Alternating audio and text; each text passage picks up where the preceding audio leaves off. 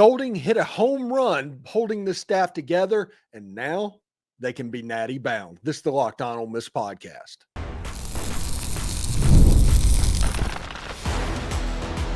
You are Locked On Ole Miss, your daily podcast on the Ole Miss Rebels. Part of the Locked On Podcast Network, your team every day.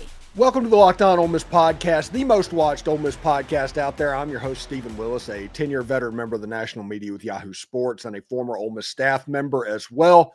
We're part of the Locked On Podcast Network, now the number one sports podcast network in America, at least, maybe even the world. Thank you for that.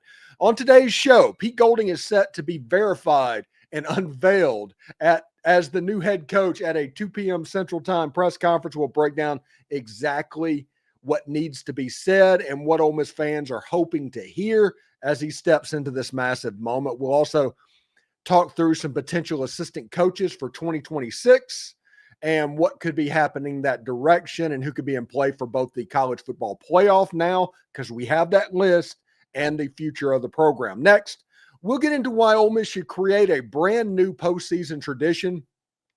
Powder blue helmets with numbers on the side every time the Rebels make the dance. We'll explain why.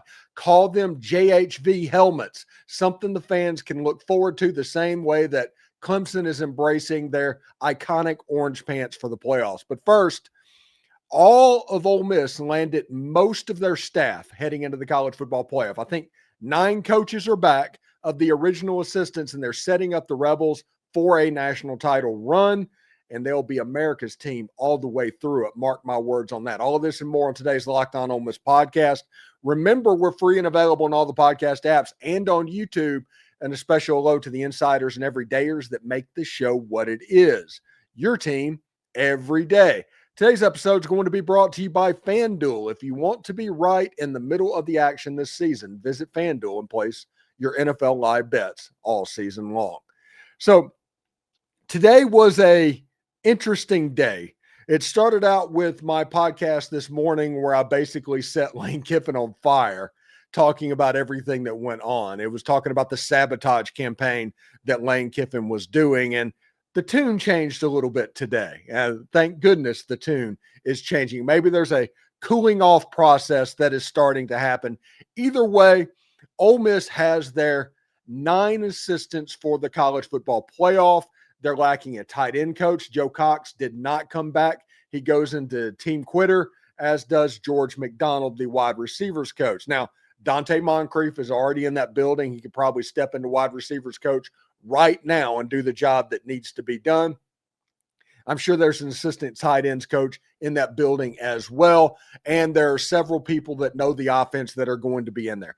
This is not a problem at all, going from 11 coaches down to 9 or something like that.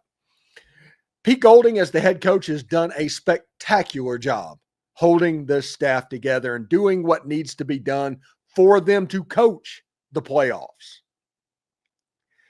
It was one of those things where it was a 48-hour period where there wasn't a lot of news, and you were hoping that, hey, something is happening and they're working on it, and it wasn't just going to backfire and you take it all when it comes to LSU.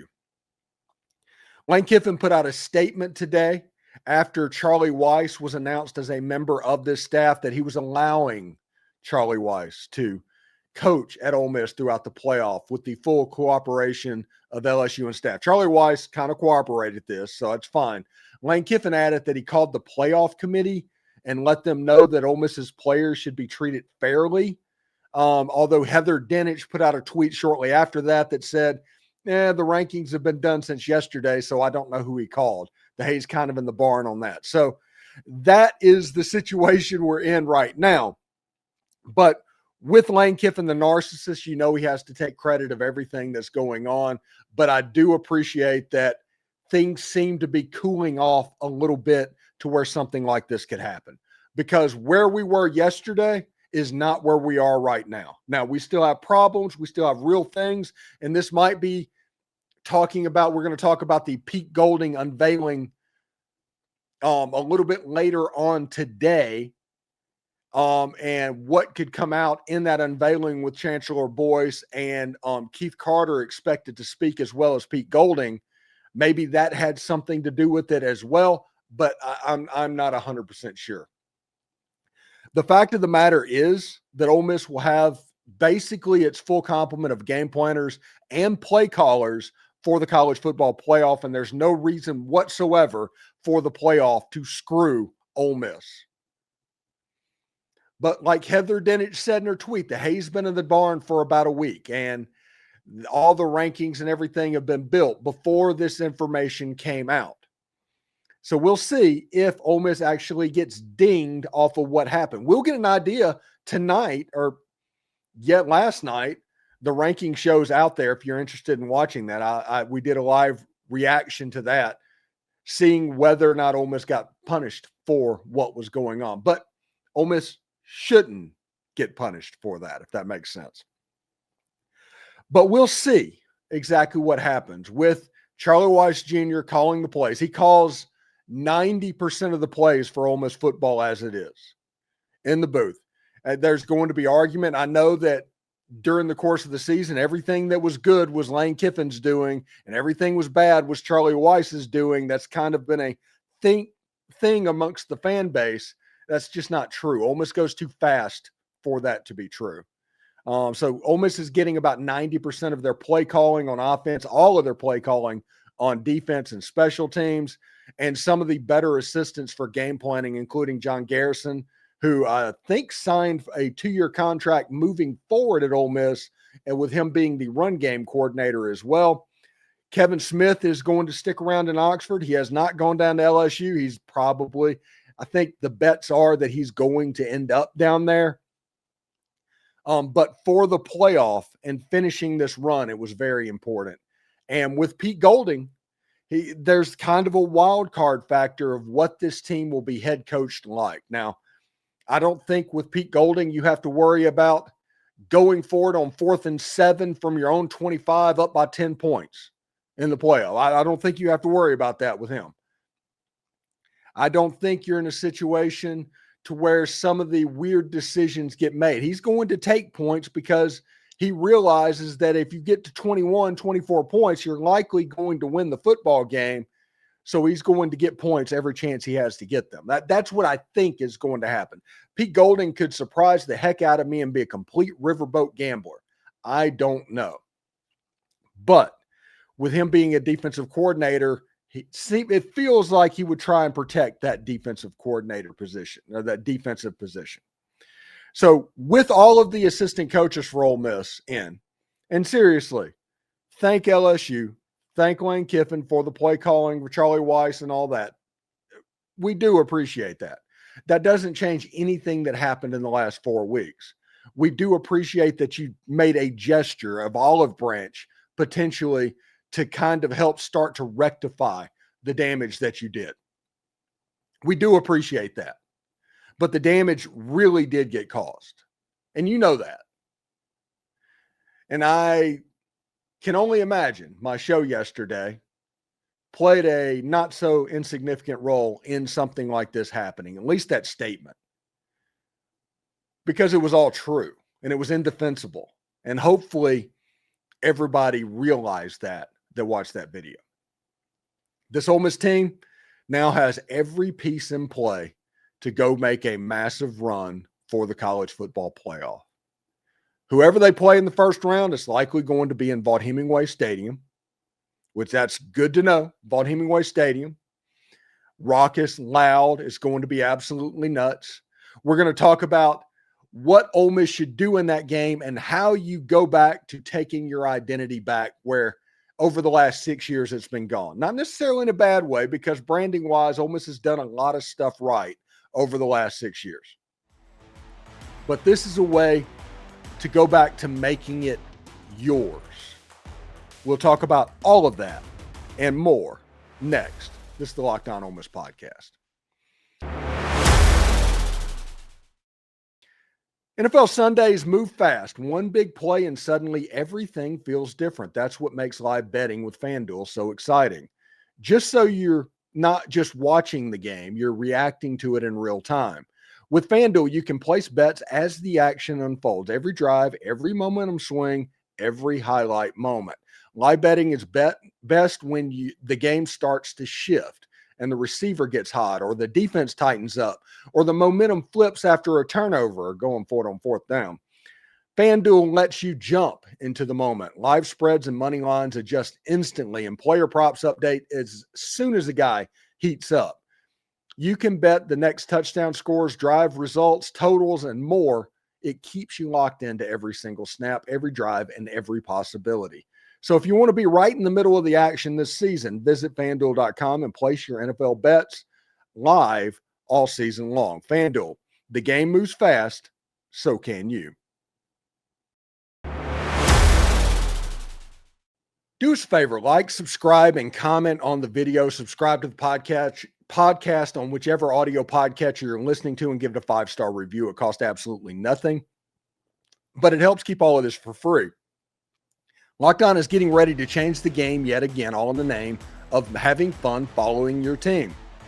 It's coming in December. We'll let you know what's going to happen when it happens. I think it's about 5 days away, if we're going to be honest about it. And thank you for making Locked On Ole Miss your first listen of the day. And thank you for making Locked On the #1 sports podcast network in America, potentially the world.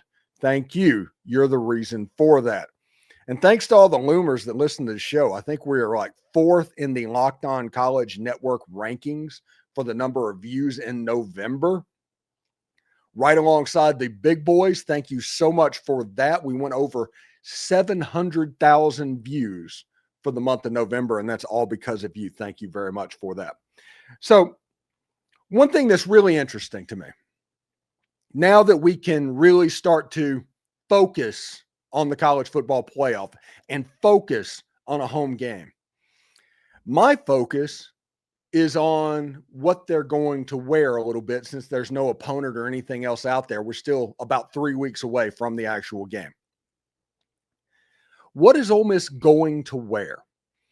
And my idea, and this is just my idea, Ole Miss over the last 6 years has created an identity problem because Lane Kiffin became essentially Ole Miss football and everything that went on. He became Ole Miss football. And now, with that no longer being a thing, could be a chance of a little bit of an identity crisis for Ole Miss. That's the way that works. So one thing that I was thinking about, Clemson does the orange pants for the playoffs. They don't wear orange pants until they make it into the playoffs, and then they wear their orange pants. It's kind of a thing, playoff orange or something like that. I think Ole Miss can do something similar to that with a twist.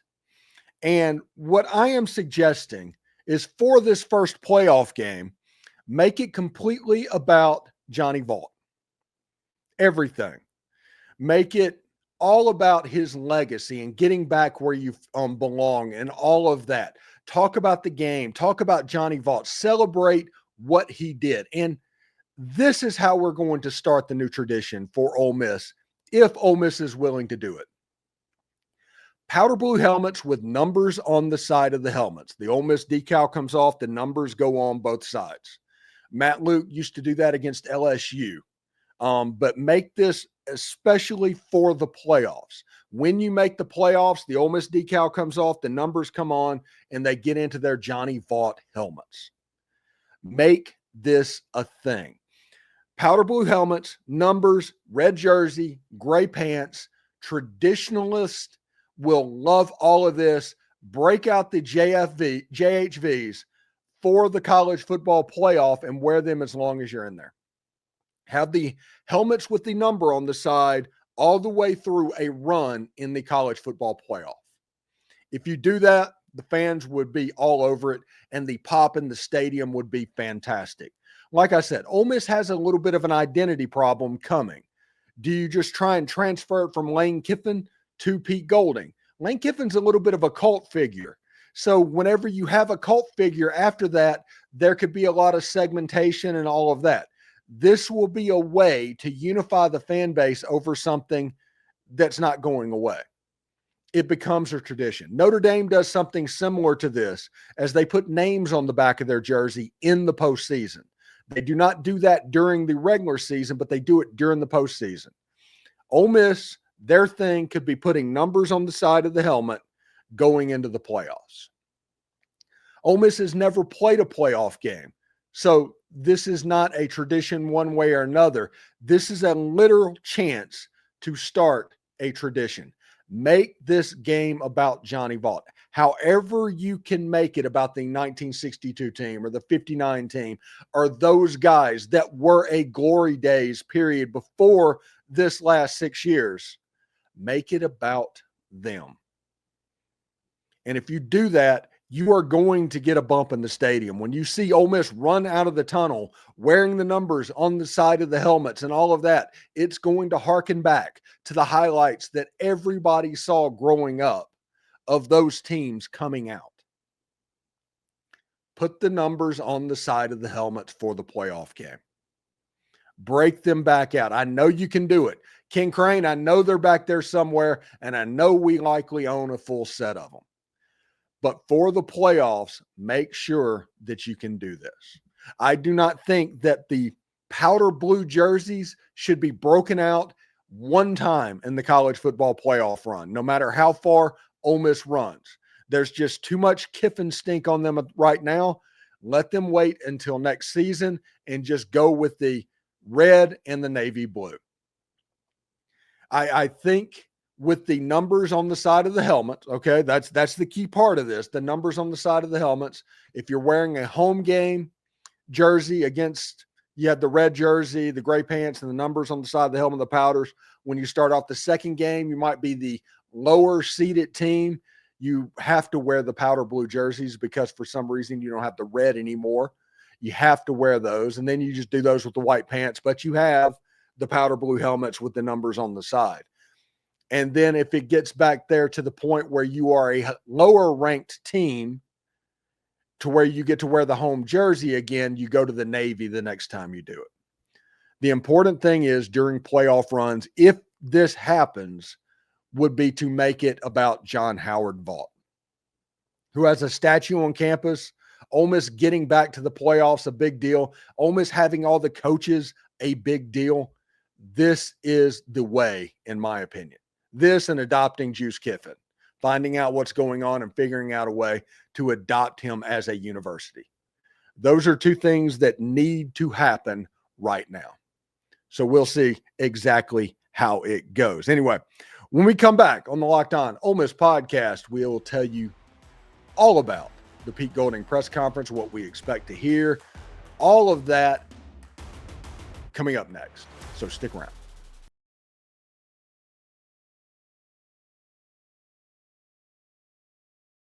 Pete Golding has a press conference today. He's going to be, I guess, I don't know if unveiled is the right word because he spoke last night at a basketball game. So maybe that's the unveiling. Either way, his press conference is going to happen. Chancellor Boyce is going to be there and speak. Keith Carter is going to be there and speak. Ole Miss has their coaching staff in place for the college football playoff, with the exception of George McDonald and Joe Cox. There's things like GMs and support staff people that are going down there as well, but that's going to be taken care of in the very near future, so don't necessarily worry about that. So Pete Golding is going to get up in front of everybody, answer some questions about the playoffs. I don't know what the questions are going to be, but they're going to ask about basically the lead up over the next 2 weeks into the playoffs and beyond, because there are rumors of coaches down the road right now in negotiations for the 2026 season. We'll talk about that in just a second. But for Pete Golding's press conference, the number one thing you need to hear is a plan that you've sat through. This is going to happen. We're going to win a football game on December 19th or 20th. We're going to hire coaches during this time for immediately after the college football playoff. We're going to have everything in place for the 2026 season. This is our plan. This is what we're going to do, and this is how we're going to make it happen. You need to hear a vision of what's going on. No different than any other coaching thing. No different from any other coaching hire, except please be honest. And Pete, don't tell anybody that you got ran off the road when you didn't or anything like that. Just be you, which I'm sure you will. You're an absolutely brilliant mind, and I don't expect it to be anything weird. So now Keith Carter and Chancellor Boyce has a chance, according to some stuff that I've seen in the ether rumor-wise, they might choose violence in the press conference. That is a legit possibility of what's happened over the last 4 weeks and what's happened to the fan base and how it got depressed and all of that. And I don't mean depressed as far as emotionally. I mean depressed as in they just got pushed down a little bit. There's a chance that happens. I think, personally, with Charlie Weis coming up to Ole Miss, there's been a little bit of a thawing potentially. They're never, ever going to like each other. And that football game when LSU comes to Oxford, Mississippi next year is going to be unlike anything any of us have ever seen. But if the thawing happened, it's just all about, hey, let's look towards the future. You're going to hear all the rah-rah stuff. You're going to talk about why Ole Miss is such a wonderful place, why the committee needs to respect Ole Miss, all of that stuff you're going to hear tomorrow. And honestly, you probably should.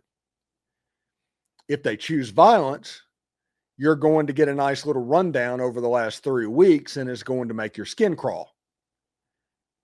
But I'm not 100% sure they're going to choose violence because of the unthawing with the Charlie Weis thing. I genuinely think that LSU kind of let him go. It said, yes, go coach the playoffs. I don't think LSU wants him to poach. I don't think that they expect him to be a figurehead that is talked about on television. When Lane Kiffin wasn't allowed to coach the game, the idea of LSU making that an infomercial kind of went out the window. So we will see how it goes. But it's in a position where Pete Golding, win the press conference, be aggressive, defend the Ole Miss fan base, talk about your vision, talk about the stuff you know needs to happen that works and what wasn't happening before. If you talk about that, you're going to be absolutely fine. Now, moving into 2026, there's a couple of things that I have seen or heard that is interesting. First of all, the GM position. We've heard the rumors about Austin Thomas. I think that's on 3 or 24/7, one of those sites talking about that. Maybe everybody's talking about that. But another name at general manager to pay attention to is Mike Kershaw. He's the general manager of Kennesaw State. And you're like, what? Kennesaw State? What's going on there? Well, Mike Kershaw was the position coach that recruited Pete Golding when he was at Delta State, and they have a relationship. Kennesaw State went from 2-10 a year ago, and then this staff came in, and they immediately made a 9-3 team in Conference USA this season. So it's not worth completely discounting, but that's something to pay attention to, Mike Kershaw. And Austin Thomas is obviously a name to pay attention. You've heard that enough to where you will do that. Now, other names that have popped up is Derek Nix wants to come back, desperately wants to come back. I don't know if he will. I don't know if there'll be positions. It all depends on what Pete Golding wants. I heard that Ron Roberts is down the road. We've been talking about Ron Roberts for a week now at this point. As soon as Pete Golding got the job, it was like, well, Ron Roberts is going to be on the defensive staff. It's apparently down the road a little bit. We'll see if that happens. That could break relatively soon, one way or another, with Ron Roberts coming on board the staff. The offensive coordinator position, the leader in the clubhouse, is going to be John David Baker, who spent the year at East Carolina. And during that year, he had them in like 13 nationally in offense. They are a very good team. But coming in, there would not be much of a transition because he was here like 2021, 2022, 2023. He came in with Jackson Dart, essentially on that. Very good offensive coordinator, understands the system of playing with tempo, the passing game. It would look a lot similar as now, honestly. The other names that necessarily are being brought up, we're not necessarily hearing them, would be like Buster Faulkner at Georgia Tech. Everybody talks about running Haynes King. That's because of what Haynes King is, essentially. You can't drop back and throw the ball 35 times a game with Haynes King. He's not that good of a passer, but he can run the ball fairly well. That is the reason that Georgia Tech does that. The offense would change a little bit. Buster Faulkner learned under Todd Monken at Georgia. He also did offensive coordinator at Southern Miss, Arkansas State, those positions. So he's a really good coordinator. It's not just quarterback run. That's just because Haynes King is a quarterback run unicorn, essentially. So those are a couple of names that we've heard. John Garrison signing a 2-year contract to coach the offensive line. I do think his buyout language is not very high. So with a 2-year contract, he could probably get out of it pretty easily. And then we expect Kevin Smith to go with Lane Kiffin after all of this is done, because honestly, that was on everybody's bingo card essentially right now. But getting through the playoffs, Ole Miss is exactly what they want. Getting after the playoffs, that's going to be on Pete Golding and the connections that he has made. Remember, he has the connections of everybody that was on those Nick Saban staffs, which are quite large, and there was a lot of churn. His network is probably pretty good because he is a very well-respected football coach. So it's going to take time to build a 2026 staff, but for 2025, we're exactly where we want to be, and we will see exactly how it works out. Should be pretty interesting indeed. Anyway, thanks again for making the Locked On Ole Miss podcast your go-to source for Ole Miss sports. Don't forget, we pride ourselves on offering the most comprehensive perspectives, which is why we're the front door of Ole Miss. Don't forget to subscribe, like, and comment. It helps the show, and it's absolutely free. Your support means the world to us. Thank you for making Locked On Ole Miss your first listen. For your second listen, check out Locked On SEC. Chris Gordy breaks down the best conference in all of college sports, from the rivalries to the championship and every game in between. Find Locked On SEC on YouTube or wherever you listen to podcasts as part of the Locked On Podcast Network. Your team every day. Howdy toddy, everybody, and we will see you tomorrow. Whew. We're almost there, guys.